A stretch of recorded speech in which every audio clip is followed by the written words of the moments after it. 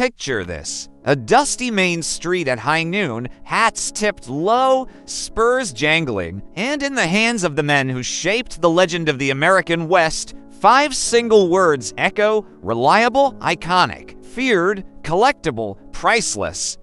If you love guns, history, or the stories that smell faintly of gunpowder and whiskey, stay with me. Because by the end of this video, you lines not only know which 5 revolvers every serious collector dreams about, but why they're worth the sleepless nights, the heated auctions, and the lifetime of treasure hunting. Hit that like button now if you're a fan of classic firearms. And if you want deep dives like this straight to your feed, subscribe and ring the bell. Trust me, you don't want to miss what's coming. Now let us step into the grit and gold of the Old West and meet the machines that built an era. Every great collection starts with a story, not a spec sheet. So before we list barrels and calibers, I want you to feel these guns. The grit on a marshal's collar, the tremor in a stagecoach driver's hands, the hush before a saloon door swings open.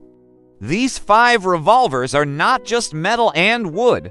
They are the characters of a sprawling, violent, romantic epic. They're difficult to find, expensive to own, and irresistible to anyone who loves the smell of history. What follows is a guided tour, part technical, part storytelling, and all designed to keep you hooked for the collector who wants meaning as much as market value. First up, the Colt Single Action Army, the Peacemaker. If you think of the Wild West as a single image, this is it. Introduced in 1873, the Colt SAA quickly became the standard issue sidearm across wide stretches of the United States and beyond. It wasn't just a weapon, it was a symbol. Cowboys, lawmen, outlaws, all carried one. The SAA's design is deceptively simple. Single action trigger, a solid frame, and a loading gate on the right side, but simplicity is power. The feel of cocking that hammer, the crisp single action trigger, the balanced heft, it's intoxicating. Collectors chase early serial numbered Colts like detectives hunting clues. Why? Because the first runs were the ones carried into the most dramatic moments of the era. An original 1873 with matching numbers and factory bluing is the holy grail. Provenance that ties a piece to a known historical figure or event can exponentially increase value. But it isn't just about provenance. It's the story in the middle. Subtle tool marks, the way walnut grips have been smoothed by decades of handling, the faint engraving that a gunsmith left for a customer long gone. Auction records show that pristine, documented saws command 6-figure prices, and even unrestored, honest condition pieces can fetch sums that will make your jaw drop. What should collectors look for? Matching serial numbers on frame, barrel, and cylinder. Factory markings, early proof marks, and patent dates. Condition matters, but authenticity matters more. A slightly tired finish with original parts and leftover period grease tells a better story than a perfectly refinished piece with replaced parts. For Americans who grew up on westerns, owning an original Colt SAA is like owning a piece of mythology, but with provenance and paperwork you can hold in your hand. It's a centerpiece, and it hooks not just because it's expensive, but because it's meaningful. But history is messy, and the Wild West needed a different kind of revolver too, something more utilitarian, more ubiquitous, the Smith & Wesson Schofield. The Schofield is the practical sibling of the glamorous Colt. Adopted by some U.S. military units in the 1870s, its top-break design offered faster reloading, a feature that mattered in real firefights. Imagine a cavalryman who needs to reload on horseback. The Schofield's hinge and extractor made that possible. For collectors, the Schofield taps a different vein. Engineering elegance and battlefield utility rather than cinematic romance. What makes a Schofield desirable? Early production examples in original finish and matching parts. Military contracts, inspector marks, and variants with special grips or proofing notes create interest.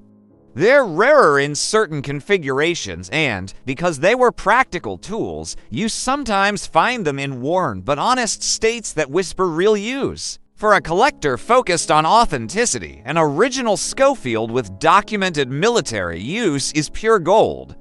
And for the American collector who likes the tactical angle, it's a trophy and a study in real-world design.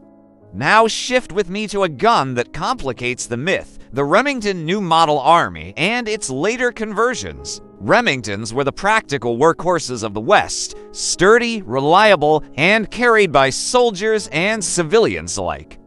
The New Model Army revolver made a name during the Civil War and remained relevant into the late 19th century. Later, as ammunition changed and shooters demanded different calibers, many Remingtons underwent conversions. That complexity, original versus converted, is where collector obsession lives. Remingtons are fascinating because they sit at the crossroads of history and mechanical evolution. An original percussion New Model Army in fine condition is a museum piece. A cartridge-converted Remington, done in the late 1860s or 1870s, tells a different story about adaptation and survival. Collectors decide whether they want purist originals or historically legitimate conversions that represent a practical response to changing times. Either way, Remingtons occupy an essential niche in any Wild West collection, and the chase for an honest example will consume your weekends, your budgets, and your bragging rights. Between these marquee names sits a pistol less celebrated in mainstream media, but equally wanted by deep collectors, the Colt 1851 Navy. Yes, even earlier percussion revolvers command serious attention. The Navy was the Colt that bridged the gap between dueling elegance and battlefield practicality, smaller caliber than some, but precise, balanced, and beloved for its smooth action. The Navy is often the centerpiece in high-end collections of mid-19th century firearms. Why collectors love the Navy? Tight historical ties to naval officers, explorers, and frontiersmen who prized its maneuverability. Early Navy examples with engraved cylinders, factory letters, or destination stamps, for example, pieces made for foreign contracts can fetch top dollar. Like all these revolvers, condition counts, but context counts more. If a piece connects to a documented voyage, trade route, or historical figure, its worth jumps dramatically. A Navy revolver is a collector's conversation starter. It says you've gone deeper than the obvious, but we're not done.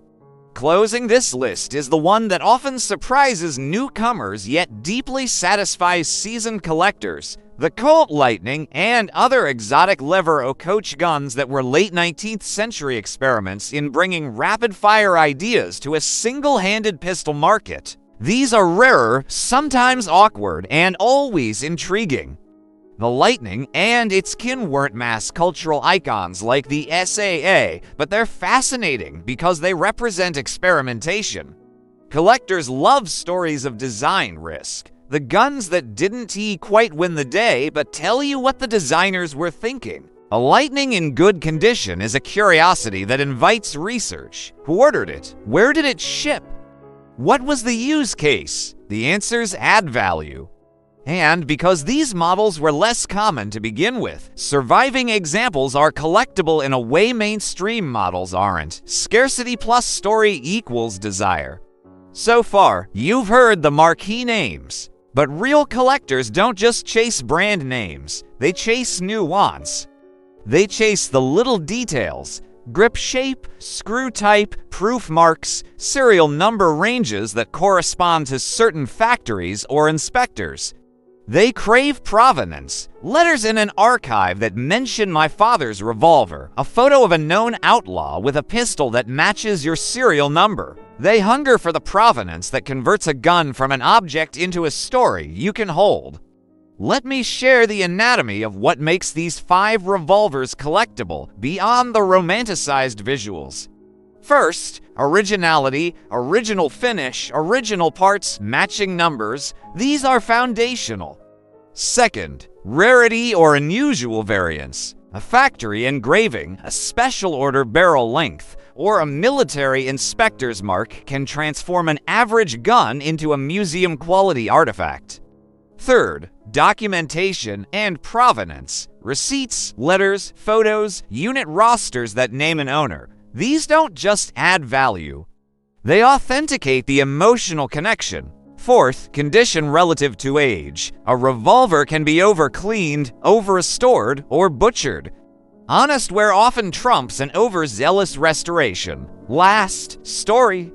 A revolver tied to a specific moment, a bank robbery, a lawman's career, a famous shootout, becomes a center of gravity for collectors. Now, because I know many of you are collectors or aspiring ones, here's practical, collector-level advice that keeps you safe and smart. Always verify provenance independently. A single photograph or a family tale isn't enough. Seek paper trails, consult experts, and use reputable auction houses. Look for matching numbers and original parts. Beware of refinished jobs marketed as patina that actually hide sanding marks. Join collector forums, read auction catalogs from reputable houses, and build relationships with gunsmiths who specialize in antique firearms. There I will save you a fortune. And for American buyers, follow federal and state laws on transfers and ownership. Antique firearms have different rules in different places. Know them before you hit buy. Between the stories and the practicalities, you should also know what fuels the market: demand from museums and private collectors, fluctuating interest in militaria, movie and pop culture revivals, and the thrill of the chase. In recent years, documented pieces with solid provenance have surged at auction. This isn't just hobby spending, it's cultural preservation. When a Colt SAA with known Civil War ties sells to a museum, it preserves a story for future generations. When a private collector acquires it, they become a steward responsible for its story. Let's zoom in now and give each revolver its moment, one after another, woven into the continuing narrative because these guns are chapters in the same book. The Colt's Single Action Army. Imagine a frontier town where the marshal taps his peacemaker as he walks his beat. The cylinder clicks, the sun catches the barrel's blued finish, and everyone knows what that sound means. The SAAS collector appeal is layered. Iconic status, early production scarcity, and endless cinematic reinforcement that makes it a display piece as well as a historical artifact. The patience needed to snag a true early Colt is part of its allure. It's a collector's rite of passage. The Smith & Wesson Schofield follows as the working man's champion. Fast reload, efficient mechanism, proven on horseback. Schofield collectors often prize Inspector-S cartouches and military contract stamps, things that tie a pistol to the saddle and the smoke of real engagements. The story here is not glamour, it's survival and utility, and collectors who love authenticity are drawn to that. Remingtons, sturdy, reliable, represent a family of collectors who appreciate mechanical integrity and historical transformation. The Remington New Model Army and its conversions show evolution from percussion to cartridge, from Civil War battlefields to Western trails. Owning one is like owning a cross-section of 19th century ingenuity. The Colt 1851 Navy invites the collector who loves nuance. An engraved cylinder here, a shipping mark there, perhaps a note about a voyage or contract. These details turn an already collectible firearm into a narrative artifact. A Navy with intact cylinder scenes and matching parts is not just a gun.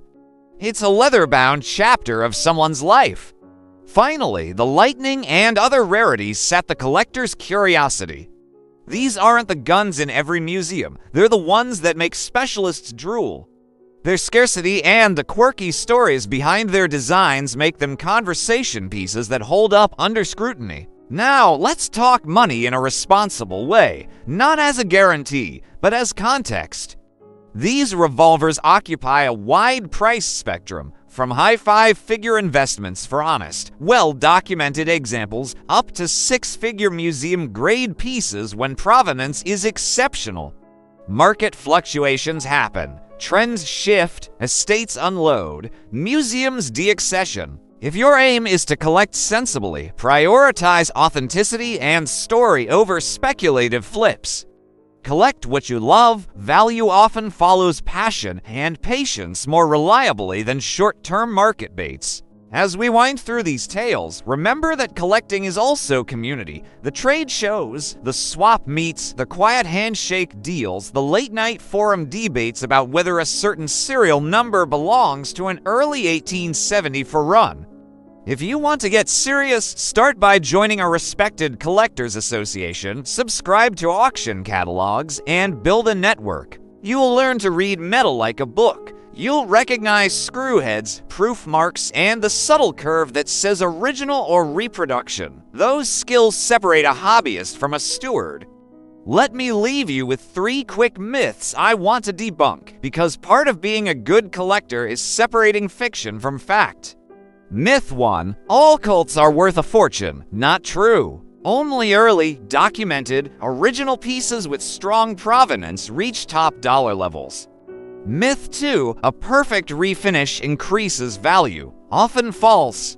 Over-refinishing can destroy authenticity and reduce value. Myth 3. If it looks old, it must be original. Also false. Experienced collectors know that the most convincing fakes are artificially aged. Documentation and expert verification are everything. One last thing. These revolvers are about preservation. When you buy, restore, or display one, you become a caretaker of history. Store them properly, document everything, and treat them like the heirlooms they are. Share their stories, photograph everything. If you're fortunate enough to add one of these 5 to your collection, you're participating in a cultural lineage that matters. Before we close, a quick call to action. Not a sales pitch, but a collector's handshake. If you enjoyed this deep dive, like the video and subscribe. Your support helps bring more researched, long-form history and collector content to this channel. Drop a comment naming which of the 5 you de-risk everything for. Be honest, which one keeps you awake dreaming? And if you own one, tell the story of how it found you. Those are the best kind of provenance. So to recap in one breath, the Colt Single Action Army, the Smith & Wesson Schofield, the Remington New Model Army, and conversions, the Colt 1851 Navy, and the rarities like the Colt Lightning. These are the 5 revolvers that every serious Wild West collector wants. They're about craftsmanship, context, and stories that outlive their owners. Thanks for writing out this history with me. If you're hungry for more, I've got deep dives planned on how to verify serial numbers, how to read proof marks, and the courtroom-worthy paperwork you'll want before bidding at an auction. Hit subscribe, ring the bell, and I Lines see you in the next video, where we Lines pull back another curtain of history, one firearm at a time.